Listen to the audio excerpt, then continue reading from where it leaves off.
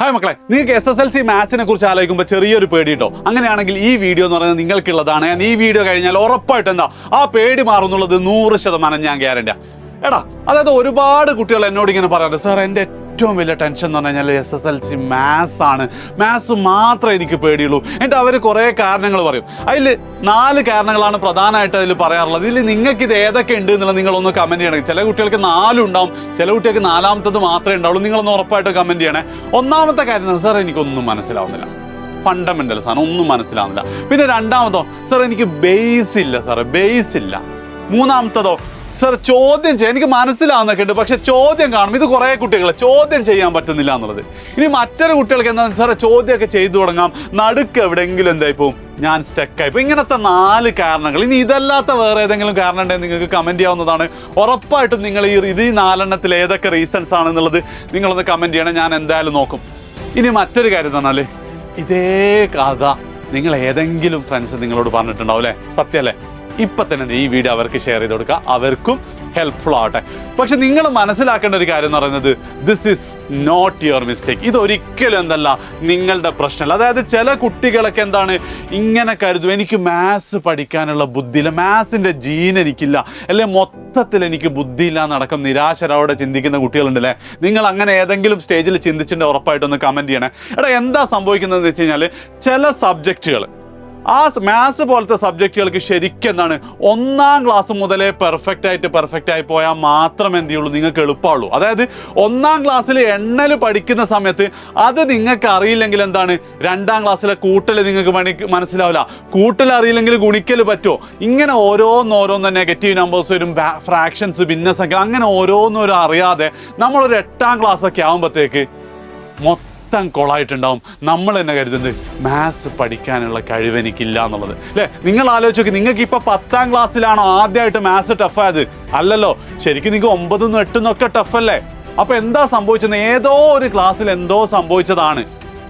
അതായത് ഇങ്ങനെ വരെ സംഭവിക്കുന്ന കേസസ്. അതായത് 6ാം ക്ലാസ്സിൽ നിങ്ങൾ പഠിക്കുമ്പോൾ കാലൊന്ന് പൊട്ടിയിട്ട് ഒരു 1.5 മാസം ലീവാണെങ്കിൽ അതോടുകൂടി എന്താണ് നിങ്ങളെ മാത്സിൻ്റെ ഫൗണ്ടേഷൻ തകർന്നിട്ടുണ്ടാവും. ഇനി അതുമല്ല, 7ാം ക്ലാസ്സിൽ എന്താണ് മാത്സ് എടുക്കുന്ന ടീച്ചർ മോശമാണ്, അല്ല ആ ടീച്ചർക്ക് നിങ്ങളെ തീരെ ഇഷ്ടമില്ല, അങ്ങനെ എന്തെങ്കിലും കാരണത്താൽ നിങ്ങൾ പഠിക്കാതിരുന്നാലും എന്താണ് നിങ്ങളെ മാത്സ് മൊത്തം കൊള്ളാം. അങ്ങനെ എന്താണ് നിങ്ങളുടേതല്ലാത്ത കാരണത്താലാണ് മാത്സ് നിങ്ങൾക്ക് പ്രശ്നമായത്. ഇത് മാത്സിൽ മാത്രമല്ല കേട്ടോ, ചില ലാംഗ്വേജസിലും എന്താണ് ഇതേ പ്രശ്നമുണ്ട്. ഇപ്പം നിങ്ങൾ ആലോചിച്ചാൽ മതി, ഹിന്ദി ടഫുള്ള കുറേ ആൾക്കാരുണ്ട്, ഇംഗ്ലീഷ് ടഫുള്ള ആൾക്കാരൊക്കെ ഉണ്ട്.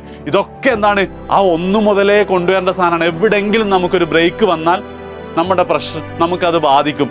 എന്താ ഇവിടെ സങ്കടകരമായ കാര്യം എന്ന് വെച്ച് കഴിഞ്ഞാൽ, നമ്മൾ സ്കൂൾ സിസ്റ്റം പോലും ഇതിന് കുറച്ച് ഉത്തരവാദികളാണ്. അതായത് എന്താ നിങ്ങൾ ക്ലാസ്സിലൊക്കെ സംഭവിക്കാം, ഇങ്ങനെ എന്തായിരിക്കും, ഇത്രയും നല്ല ടീച്ചറും ഇത്ര സ്റ്റാൻഡേർഡ് ബോർഡൊന്നും ഉണ്ടാവില്ല കേട്ടോ. എന്നാലും എന്താ, ഒരു ടീച്ചറും കുറേ കുട്ടികൾ, 10-40 കുട്ടികളും ഉണ്ടാവും അല്ലെ? നിങ്ങൾ 1ാം ക്ലാസ് മുതൽ. അപ്പോൾ ടീച്ചർ എന്തെങ്കിലും കുറേ കാര്യങ്ങൾ പഠിപ്പിക്കും, കുറച്ച് നിങ്ങൾക്ക് മനസ്സിലാവും, കുറച്ച് മനസ്സിലാവില്ല. അവസാനം എന്താണ് ഒരു പരീക്ഷ നടത്തും. ആ പരീക്ഷയിൽ എന്താണ് പല കുട്ടികൾക്കും പല മാർക്ക്, ചില ആൾക്ക് ഫുള്ള് മാർക്ക് തന്നെ കിട്ടും, വേറെ ഒക്കെ ഒരു 90 ആയിരിക്കും, വേറെ ആൾക്ക് 70 ഒക്കെ ഉണ്ടാവും.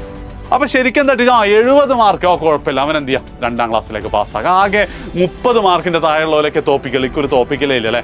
അപ്പോൾ എന്താണ് നമ്മൾ ഈ മാത്സ് എന്നുള്ള സബ്ജക്റ്റ് നമ്മൾ എന്തേ ഉള്ളൂ 70% നമുക്കറിയില്ല, നമുക്ക് ഫുൾ അറിയില്ല. എന്നാലും എന്താണ് നമുക്കതിന് റെമഡിയലൊന്നും തരുന്നില്ല, നമ്മളെ പാസ്സാക്കും അല്ലേ? അപ്പോൾ ഇത് നിങ്ങളൊന്ന് റിയൽ ലൈഫിലൊന്ന് ആലോചിച്ച് നോക്ക് എന്താ സംഭവിക്കുക എന്നുള്ളത്. ഇതിനിപ്പോൾ ഒരു റിയൽ ലൈഫ് എക്സാമ്പിൾ എടുക്കുകയാണെങ്കിൽ നിങ്ങളൊന്ന് ആലോചിച്ച് നോക്കുക. നമുക്ക് എന്ത് ചെയ്യണം, ഒരു ഫ്ലാറ്റ് പണിയണം, ഒരു ബിൽഡിംഗ് പണിയണം. നമ്മൾ കോൺട്രാക്ടറെ വിളിക്കുന്നു, എടാ മൊത്തം എന്താണ് 1 കൊല്ലാണ് നിനക്ക് മൊത്തം പണി തീർക്കാനുള്ള പരിപാടി, 20 ദിവസം കൊണ്ട് എന്ത് ചെയ്യണം, നീ ആദ്യം തറ കെട്ടണം എന്ന് പറയും. അപ്പം കോൺട്രാക്ടർ ഒക്കെ സെറ്റ് 20 ദിവസം കൊണ്ട് തറ കെട്ടാന്ന് വിചാരിക്കും. ചിലപ്പോൾ എന്തായിരിക്കും മഴ പെയ്തിട്ടുണ്ടാവും, പണിക്കാരെ വെച്ചിട്ടുണ്ടാവും, 20 ദിവസം കൊണ്ട് കംപ്ലീറ്റ് ഒന്നും ആയിട്ടുണ്ടാവില്ല, കുറേ എന്തായിരിക്കും സെറ്റ് ആവാത്ത പ്രശ്നം. അപ്പം മൂപ്പര് ഒന്ന് വന്ന് നോക്കിയിട്ട് പറയും, ഫുള്ള് കംപ്ലീറ്റ് ഒന്നുമില്ല, എന്നാൽ എന്താ ഞാനൊരു 100-ൽ 70 കൊടുക്കുമെന്ന് പറയും അല്ലേ? പിന്നെ അടുത്ത 20 ദിവസം കൊണ്ട് ഫസ്റ്റ് ഫ്ലോർ തീർക്കണം എന്ന് പറയും. ഫസ്റ്റ് ഫ്ലോർ എന്താ വാർപ്പൊന്നും മര്യാദയ്ക്ക് തീർന്നിട്ടുണ്ടാവില്ല, സെറ്റായിട്ട് നമുക്ക് 100-ൽ 65 കൊടുക്കാം, ഓക്കെ. എന്നാൽ നെക്സ്റ്റ് ഇങ്ങനെ നമ്മളൊരു ബിൽഡിംഗ് പണിയാണെങ്കിൽ എന്തായിരിക്കും ആ ബിൽഡിങ്ങിൻ്റെ അവസ്ഥ? 10ാമത്തെ നില എത്തുമ്പോഴത്തേക്ക് ഏകദേശം ഏത് നിമിഷവും പൊളിഞ്ഞു വീഴാറാകുന്ന പോലെ ആവൂലേ?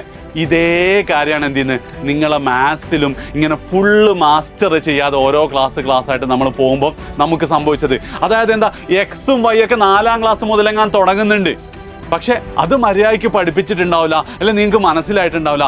അതായ പ്രശ്നം ഇങ്ങനെ കൂടിക്കൂടി 9ാം ക്ലാസ്സൊക്കെ എത്തുമ്പോൾ എന്താ എക്സും വൈയും കണ്ടുപിടിക്കാനാകുമ്പോൾ നമ്മൾ ഫുള്ള് കിളി പോയിട്ടുണ്ടാവും. ഇതാണ് നിങ്ങളുടെ റിയാലിറ്റി. ആൻഡ് ഈ റിയാലിറ്റി എങ്ങനെയാണ്? റിയാലിറ്റി ഒക്കെ കഴിഞ്ഞു സാർ, പക്ഷെ എന്താ ഒരു പരിഹാരം? അതിൻ്റെ പരിഹാരത്തിലെ ഫസ്റ്റ് സ്റ്റെപ്പ് എന്ന് പറയുന്നത് ഈ ബേസ് എന്ത് ചെയ്യണം, നിങ്ങൾ സെറ്റ് ചെയ്യണം എന്നുള്ള. പൊന്നാര മക്കളെ, നിങ്ങൾ മനസ്സിലാക്കേണ്ടത്, നിങ്ങൾക്ക് 9 വരെയുള്ള കുറേ ടോപ്പിക്കുകളുണ്ട് 10ാം ക്ലാസ്സിലേക്ക് അറിയേണ്ടത്.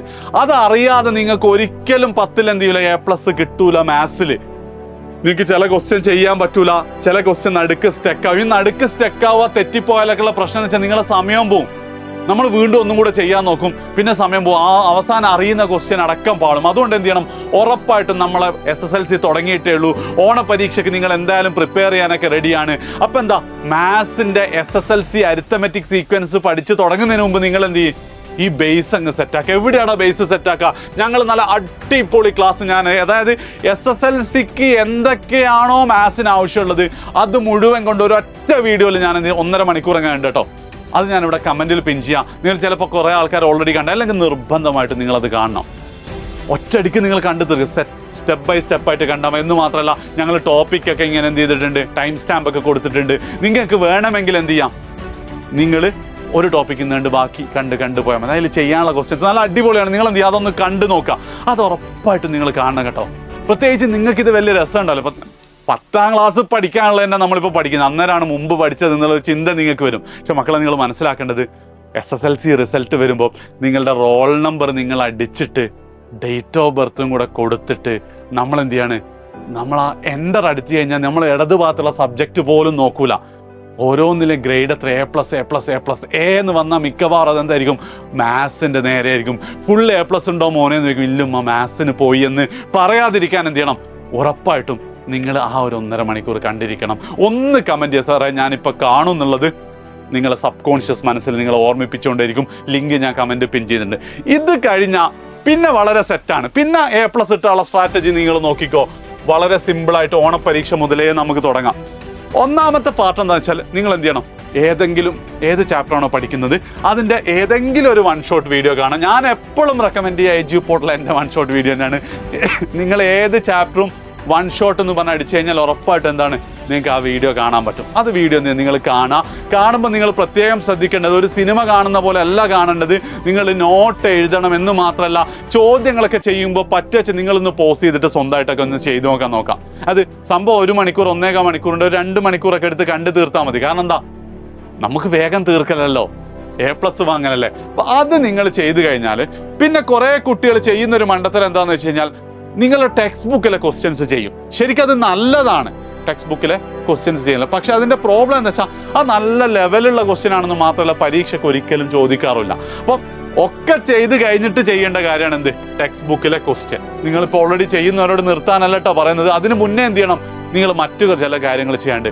പിന്നെ നിങ്ങൾ ഈ വീഡിയോ കണ്ട് ചാപ്റ്റർ ഏകദേശം മനസ്സിലാക്കിയതിന് ശേഷം പിന്നെ ഡയറക്റ്റ് പ്രീവിയസ് ഇയർ PYQ എന്ന് പറഞ്ഞാൽ പ്രീവിയസ് ഇയർ ക്വസ്റ്റ്യൻസ് നിങ്ങൾ ചെയ്യണം. ആ പാഠത്തിലെ ഓരോന്നായിട്ട് നിങ്ങൾ ചെയ്ത് നോക്കുക. എവിടുന്ന പ്രീവിയസ് ഇയർ ക്വസ്റ്റ്യൻ ഞങ്ങളുടെ ആപ്പിൽ SSLC എന്ന് പറഞ്ഞാൽ നിങ്ങൾ രജിസ്റ്റർ ചെയ്താൽ ഉറപ്പായിട്ട് നിങ്ങൾക്ക് ഫ്രീ ആയിട്ട് കഴിഞ്ഞ 5-8 വർഷത്തെ ഓരോ ചാപ്റ്ററിലും പ്രീവിയസ് ഇയർ ക്വസ്റ്റ്യൻ നിങ്ങൾക്ക് കിട്ടും. അവിടെ പോയി നോക്കിയാൽ മതി. യൂട്യൂബിൽ നിന്ന് പഠിക്കുക, ആപ്പിൽ നിന്ന് എന്ത് ചെയ്യുക, ക്വസ്റ്റ്യൻ പൈസ ഒന്നും വേണ്ട അതിന്. ഓക്കെ, അത് നിങ്ങൾ ചെയ്യുമ്പോൾ നിങ്ങൾക്ക് ഏകദേശം ഒരു 10 ക്വസ്റ്റ്യൻ ചെയ്യുമ്പോൾ ഒരു 8 കിട്ടുകയാണെങ്കിൽ എന്ത് ചെയ്യണ്ട, നിങ്ങൾ പിന്നെ ആ പാഠം നിങ്ങൾ പഠിച്ചിട്ട് വേറെ ഗൈഡോ വേറെ ചോദ്യങ്ങളോ ഒന്നും നിങ്ങൾ നോക്കേണ്ട ആവശ്യമില്ല. ഇനി ഇൻ കേസ് അത് നിങ്ങൾക്ക് മനസ്സിലാവുന്നില്ല, 10ൽ ചെയ്യുമ്പോൾ ഒരു 2-3 ശരിയാണെന്നുള്ള കൂടുതൽ ക്വസ്റ്റ്യൻ പ്രാക്ടീസ് ചെയ്യണം. ഏതെങ്കിലും ഒരു ഗൈഡ് വാങ്ങാം, കുറേ ക്വസ്റ്റ്യൻസ് ഉള്ള നെറ്റിലൊക്കെ സാമ്പിൾ ക്വസ്റ്റ്യൻ പ്രാക്ടീസ് ക്വസ്റ്റ്യൻ എന്ന് പറഞ്ഞാൽ കിട്ടും. അത് നോക്കി നിങ്ങൾ പ്രാക്ടീസ് ചെയ്യണം. പ്രത്യേകം മനസ്സിലാക്കുക, സോഷ്യലോ വേറെ എന്താ പറയുക കെമിസ്ട്രിയോ ബയോളജിയോ പോലെ എന്തല്ല നിങ്ങളിങ്ങനെ വായിച്ച് പഠിച്ചാൽ കിട്ടുന്നതല്ല മാത്സിലെ മാർക്ക്. പകരം എന്താണ്, പകരം മാത്സ് ചെയ്ത് മാത്രമേ പഠിക്കാൻ പറ്റുള്ളൂ, ചെയ്യുക തന്നെ വേണം. ഓക്കെ, ഈ പ്രാക്ടീസ് ക്വസ്റ്റ്യൻ കിട്ടുന്നില്ലേ മാത്രമേ നിങ്ങൾ ഗൈഡ് നോക്കണ്ടോ, അല്ലെങ്കിൽ നിങ്ങൾ ഗൈഡ് ഒന്നും പ്രീവിയസ് ഇയർ ക്വസ്റ്റ്യൻ കിട്ടുന്നില്ലേ മാത്രമേ ഗൈഡ് നോക്കണ്ടോ, അല്ലെങ്കിൽ ഗൈഡ് ഒന്നും നോക്കേണ്ട ആവശ്യമില്ല കേട്ടോ. ഓക്കെ, ഇതൊക്കെ കഴിഞ്ഞ കുട്ടികൾക്ക് വേണമെങ്കിൽ ടെക്സ്റ്റ് ബുക്കിലെ ക്വസ്റ്റ്യൻ ചെയ്യാം. ഇത് കഴിഞ്ഞിട്ടേ ടെക്സ്റ്റ് ബുക്കിലെ ക്വസ്റ്റ്യൻ ചെയ്യേണ്ടുള്ളൂ. ആൻഡ് ഏറ്റവും അവസാനമായിട്ട് നമ്മൾ എന്ത് ചെയ്യണം, ഇത് റെഗുലർ ആയിട്ട് റിവൈസ് ചെയ്യണം. കാരണം എന്താ വെച്ചാൽ നിങ്ങൾ ചിലപ്പോൾ അരിത്തമെറ്റിക് സീക്വൻസ് ഒക്കെ അന്ന് സെറ്റായിട്ട് പഠിച്ചിട്ടുണ്ടാവും, ജൂണിൽ ഇപ്പം മറന്നുപോയിട്ടുണ്ടാവും അല്ലേ, അല്ലെങ്കിൽ ഇത് ഒക്ടോബർ ഡിസംബർ ആകുമ്പോൾ മറന്നു പോകും. അതിന് നിങ്ങൾ ചെയ്യേണ്ടത് വെച്ചാൽ റെഗുലറായി റിവിഷൻ. എങ്ങനെ സാർ റെഗുലറായി? ഒന്നും വേണ്ട, നിങ്ങൾ ആഴ്ചയിൽ ഒരിക്കലെങ്കിലും ഞായറാഴ്ച അവധിയുള്ള ഏതെങ്കിലും ദിവസം ഒരു പാഠം തീരുമാനിക്കാം. ഞാൻ സർക്കിൾസ് പ്രീവിയസ് ഇയർ ക്വസ്റ്റ്യൻ ആപ്പിൽ നിന്ന് എടുക്കുക, ഒരു റാൻഡമായിട്ട് 1-ാമത്തെ 7-ാമത്തെയും 10-ാമത്തെയും 13-ാമത്തെ 18 ഒരു 10 ക്വസ്റ്റ്യൻ അങ്ങോട്ട് ചെയ്യാം. അപ്പം നിങ്ങൾക്ക് മറന്നുപോയ ഇക്വേഷൻസ് ഒക്കെ ഓർമ്മ വരും. നോട്ട്സ് ഒക്കെ നോക്കി അത് നോക്കി പഠിച്ചു. ഇങ്ങനെ നിങ്ങൾ എന്താണ് ഒരു സൈഡിൽ നിന്ന് ഇതേപോലെ എന്താണ് വൺ ഷോട്ട് കണ്ട് പ്രീവിയസ് ഇയർ ചെയ്ത് കിട്ടാത്തത് കൊണ്ട് ഗൈഡൊക്കെ നോക്കി പഠിക്കുന്നു. മറ്റൊരു സൈഡിൽ കൂടെ റിവൈസും കൂടെ ചെയ്തു. അതിൻ്റെ കൂടെ തന്നെ എന്താണ് ബേസും സെറ്റ് ആണെങ്കിൽ മാത്സിൻ്റെ കേസിൽ എന്താ ഫുൾ A+ എന്ന് പറയുന്നത്. മാത്സിൻ്റെ കേസിൽ A+ എന്ന് പറയുന്നത് ഷുവർ ആണ്, വേറെ ഏത് സബ്ജക്റ്റിലും നിങ്ങൾക്ക് കിട്ടിയിട്ടില്ലെങ്കിലും. ഇനി ഞാൻ പറയാൻ പോകുന്ന ഒരു വളരെ ഇമ്പോർട്ടൻ്റ് ആയിട്ടുള്ള കാര്യമാണ്. ഇതൊക്കെയാണെങ്കിലും ചിലപ്പോൾ നിങ്ങൾക്ക് മനസ്സിൽ കുറേ സംശയങ്ങളൊക്കെ ഇല്ലേ, ആ സംശയങ്ങളൊക്കെ തീർക്കാൻ വേണ്ടി ഈ വരുന്ന SSLC കുട്ടികൾക്ക് 2025 SSLC എഴുതുന്ന മുഴുവൻ കുട്ടികൾക്കും മാത്സിൽ A+ കിട്ടണമെന്ന് എനിക്ക് വലിയൊരു ആഗ്രഹമുണ്ട്. ആൻഡ് ആ ആഗ്രഹത്തിന് നിങ്ങളെ എന്ത് സംശയങ്ങളും ക്ലിയർ ചെയ്യാൻ വേണ്ടിയിട്ട് ഞാനൊരു ഇൻ്ററാക്റ്റീവ് വെബിനാർ സൂമിൽ ഇടയ്ക്കിടയ്ക്ക് നടത്താൻ ഞാൻ ആഗ്രഹിക്കുന്നുണ്ട്. ആൻഡ് അടുത്ത വെബിനാറിൻ്റെ ലിങ്ക് നിങ്ങൾക്ക് ഇവിടെ കമൻറ്റിൽ കാണാൻ പറ്റും. ഏതാ ഡേറ്റ് എന്നും കമൻറ്റിൽ കാണാൻ പറ്റും. നിങ്ങൾ അത് യൂട്യൂബിലല്ല, എക്സ്ക്ലൂസീവായിട്ട് നിങ്ങൾ രജിസ്റ്റർ ചെയ്തിട്ട് 100% ഫ്രീ ആയിട്ട് തരുന്നതാണ്. നിങ്ങൾക്ക് എന്ത് ചെയ്യാം, അതിൽ രജിസ്റ്റർ ചെയ്യാം. ഞങ്ങളുടെ ടീം നിങ്ങളെ വിളിച്ചിട്ട് വെബിനാറിൻ്റെ ഡീറ്റെയിൽസ് പറഞ്ഞുതരും. അന്ന് വന്നാൽ നിങ്ങൾക്ക് ഞാനുമായിട്ട് ഇൻട്രാക്ട് ചെയ്തുകൊണ്ട് തന്നെ ഈ കാര്യം ഒന്നും കൂടെ ഉറപ്പിക്കാൻ പറ്റും. സോ ലാസ്റ്റ് ഒന്നും കൂടെ പറയാണ്, സ്റ്റെപ്പുകൾ പറയാണ്. ഞാനിവിടെ പറഞ്ഞത് 1-ാമത്തെ കാര്യം ബേസ് ഇല്ലാത്തതാണ് നിങ്ങളുടെ മെയിൻ പ്രശ്നം. അത് നിങ്ങളുടെ പ്രശ്നമല്ല, നമ്മുടെ സിസ്റ്റത്തിൻ്റെ പ്രശ്നമായിരുന്നു. പക്ഷേ അത് ഫിക്സ് ചെയ്യാൻ നമുക്ക് എന്ത് ചെയ്യാൻ പറ്റൂല. എനിക്ക് ബേസ് ഇല്ലാത്തതുകൊണ്ടാണ് SSLC A+ കിട്ടാത്ത റിസൾട്ട് വന്നതിന് ശേഷം പറയാൻ പറ്റില്ല. ഫസ്റ്റ് നമ്മൾ ബേസ് സെറ്റാക്കും. പിന്നെ നമ്മൾ എന്ത് ചെയ്യും, ഈ A+ന്റെ സ്ട്രാറ്റജി പ്രകാരം വൺ ഷോട്ട് വീഡിയോ കാണും. പ്രീവിയസ് ഇയർ ക്വസ്റ്റ്യൻ ആപ്പിൽ നോക്കി ചെയ്യും. എന്നിട്ട് ചെയ്തിട്ട് കിട്ടിയില്ലേ മാത്രം വേറെ ഗൈഡോ വേറെ ക്വസ്റ്റ്യൻസ് ഒക്കെ നോക്കും. ആൻഡ് ഇടയ്ക്കിടയ്ക്ക് റിവൈസ് ചെയ്യും. ഉറപ്പായിട്ട് എന്താണ് നമ്മൾ മാത്സിൽ A+ വാങ്ങും. വെബിനാറിന് രജിസ്റ്റർ ചെയ്യാൻ എന്ത് ചെയ്യാം, നിങ്ങൾക്ക് ലിങ്ക് ക്ലിക്ക് ചെയ്യാം. അപ്പം ശരി, ബൈ.